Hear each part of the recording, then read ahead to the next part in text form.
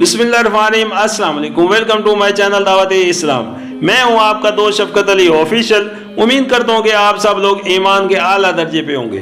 सूरतुल माइदा के आयत नंबर 55 का तर्जमा, तुम्हारे रफीक तो हकीकत में सिर्फ अल्लाह और अल्लाह का रसूल और वो अहले ईमान हैं जो नमाज कायम करते हैं, ज़कात देते हैं और अल्लाह के आगे झुकने वाले हैं।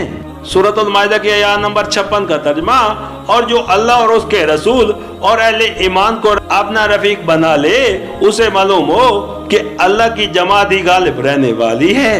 सूरतुल माइदा के आयत नंबर 57 का तर्जमा, ऐ लोगो जो ईमान लाए हो, तुम्हारे पेश और अहले किताब में से जिन लोगों ने तुम्हारे दीन को मजाक और तफरीक का सामान बना लिया है, उन्हें और दूसरे काफरों को अपना दोस्त और रफीक ना बनाओ। अल्लाह से डरो अगर तुम मोमिन हो। सूरतुल माइदा के आयत नंबर 58 का तर्जमा, जब तुम नमाज के लिए मनादी करते हो तो वो उसका मजाक उड़ाते और उससे खेलते हैं। उसकी वजह यह है कि वो अकल नहीं रखते।